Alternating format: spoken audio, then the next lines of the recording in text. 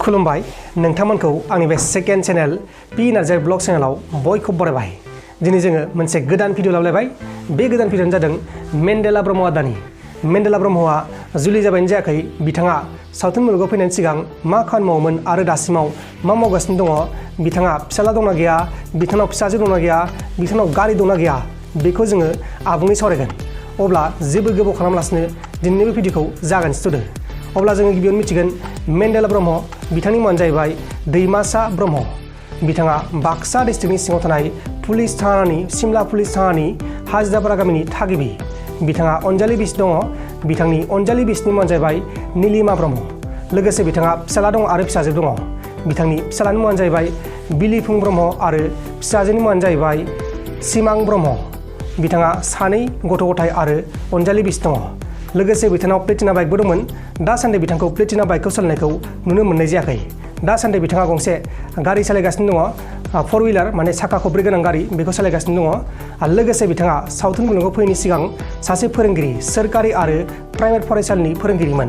बिथाङा दाबो सोरखारि फोरोंगिरि, बिथाङा हिन्दी आयदानि फोरोंगिरि। बिथाङा जोंखौबो UN एकाडेमि होननाय गंसे प्राइभेट फरायसालियाव हिन्दी आयदाखौ फोरोंमोनदोंमोन।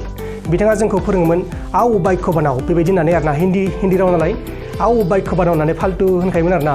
आरो बै समनिफ्रायनो बिथाङा हायनामुलि पार्ट 1खौ लिरगासिनो दंमोन। बै समनिफ्रायनो लिरगासिनो दंमोन। जों उन्दै अब्ला जों क्लास 5, 6 बिदि टाइमाव बिथाङा हायनामुलिखौ लिरगासिनो दंमोन। ओमफ्राय बिनि सिगांबो बिथांमोना सावथुन मुलुगाव गोसो दंखायोमोन, बिथांमोना कालचारेल लाइनाव गोसो दंखायोमोन, बिथांमोना आरो बिनि सिगांबो सावथुन एलबाम बायदि खालामखाबायमोन आरोना। ओमफ्राय बिनि उनावसो जायबा हायनामुलिखौ बानायबायना, बिनि उनावसो बिथांमोना बांसिन फेमास जादों। जोंनि बर'फोरनि गेजेराव फैला आरो मेन्डेला हायनामुलिनिफ्राय जादों। बिथांमोना बांसिन हायनामुलिनिफ्रायनो बांसिन नाम मोननो हादों।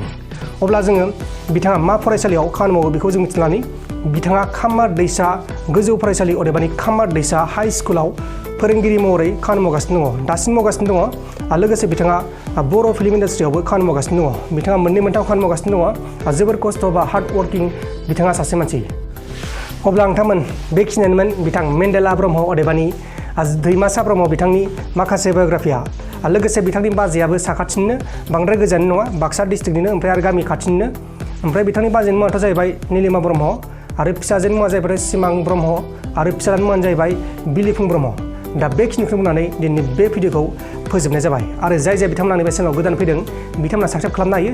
जुदि गोसोबा साबस्क्राइब खालाम, आरो जुदि गोसो गैयाबा साबस्क्राइब दा खालाम। नङाबा नोंथांमोननिनो खहा जागोन। नोंथांमोना साबस्क्राइब खालामना लागोन, नाथाय भिडिअखौ नायनाय नङा। दा बेनिखायनो जाय बिथांमोना मोजां मोनदों, बिथांमोनासो साबस्क्राइब खालाम, आरो मोजां मोनाखैबा साबस्क्राइब खालामनाङा। आरो लोगोसे लाइकबो खालामबानो जाबाय।